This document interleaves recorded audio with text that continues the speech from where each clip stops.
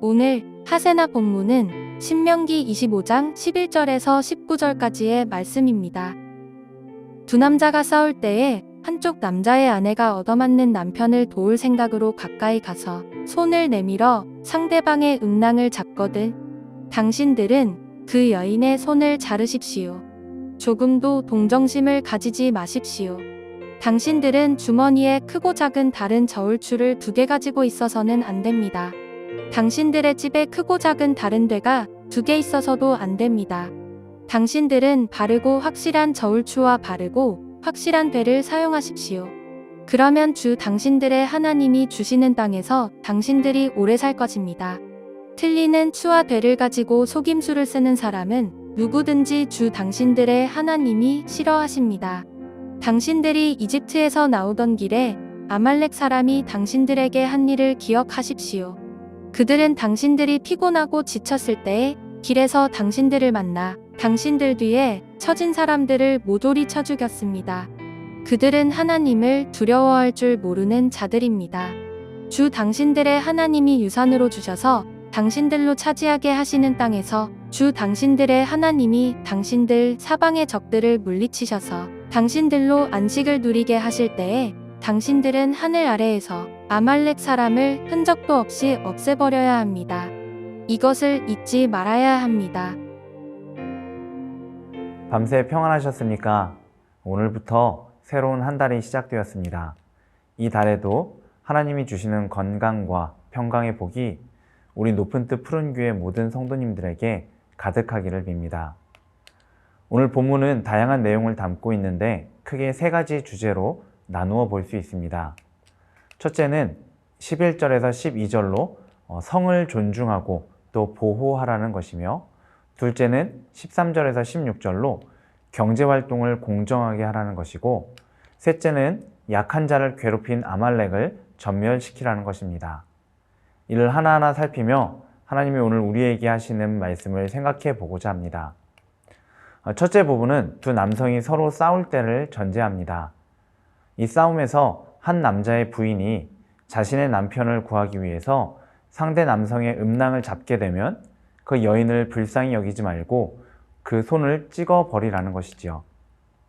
여기서 손을 찍어 버리라는 것은 너무나 잔인해 보이는 형벌인데, 사실 고대 이스라엘 주변 국가에서는 흔히 볼 수 있는 형벌입니다.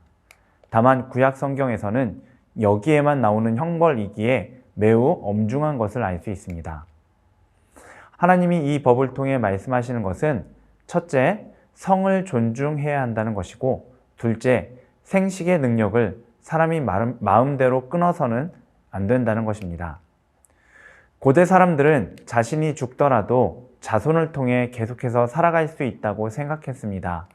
그렇기에 자손을 가질 생식의 능력을 끊는 것은 그 사람을 완전히 죽이는 것으로 이해할 수 있습니다. 그래서 하나님은 이렇게 엄중하게 경고하시며 성과 관련된 부분을 경계하시는 것입니다. 둘째 부분은 공정한 경제활동을 강조하고 있습니다. 하나님은 온전하고 공정한 저울추를 두라고 말씀하시며, 그리하면 하나님이 주신 땅에서 내 날이 길 것이라고 하시지요. 그러나 반대로 두 종류의 저울추와 두 종류의 되를 두고 상대를 속이는 것은 하나님 앞에서 악이며 가증한 일이라고 말씀하십니다. 하나님이 이것을 말씀하신 이유를 우리는 2가지로 이해해 볼 수 있습니다. 하나는 하나님은 당신의 백성이 세상과 가장 밀접하게 관련되어 있는 경제적인 부분에서도 하나님의 백성답게 살아가길 바라신다는 것입니다. 또 다른 하나는 이런 삶을 통해 이스라엘이라는 공동체 안에 있는 그 누구도 불이익을 받아 살아가는 데 어려움을 겪지 않게 하셨다는 것입니다. 본문의 마지막 부분은 이스라엘이 애굽에서 나올 때 아말렉이 이스라엘에게 행한 일을 잊지 말고 하나님이 약속의 땅에서 안식을 주실 때에 아말렉을 전멸시켜 버리라는 것이지요.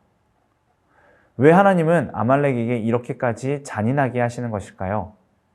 그 이유가 18절에 나옵니다. 내가 피곤할 때에 내 뒤에서 떨어진 약한 자들을 쳤고 하나님을 두려워하지 아니하였느니라. 곧 아말렉이 진멸되어야 할 이유는 스스로를 보호할 수 있는 힘을 가지지 못한 약한 자들을 아말렉이 잔인하게 추격하고 또 죽이고 약탈했기 때문입니다. 그래서 하나님은 여기에서뿐 아니라 사무엘상 13장에서도 사울에게 아말렉을 진멸하라는 명령을 내리기도 하셨습니다. 하나님은 약한 자들에게 더욱 마음을 쓰시고 그들을 돌보시는 하나님이시기 때문이지요.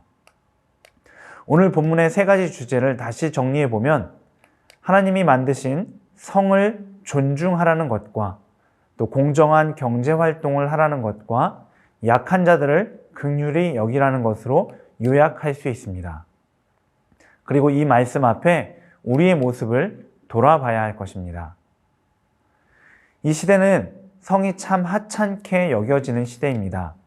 타인의 성을 하찮게 여기며 심지어 자신의 성도 대수롭지 않게 여기는 경우들이 참 많습니다.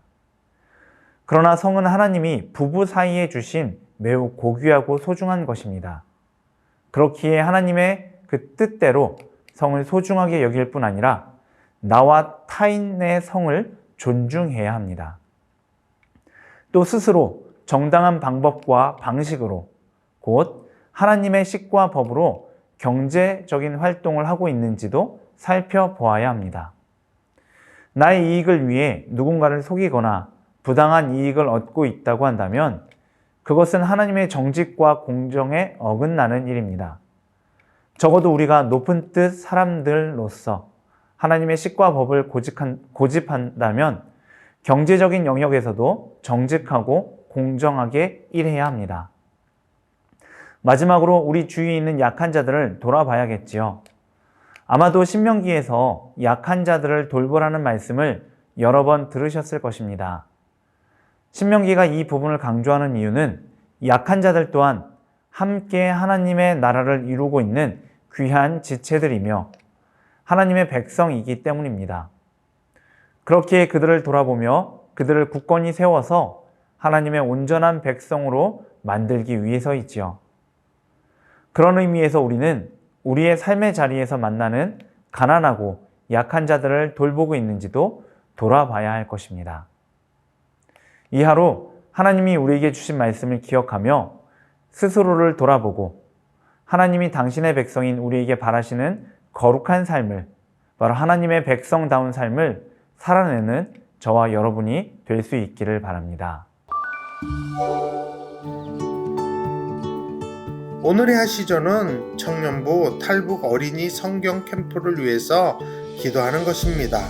살아있는 주의 말씀이 아이들 마음에 잘 새겨지는 역사가 있길 함께 기도해 주세요. 오늘의 하시죠. 함께 하시죠.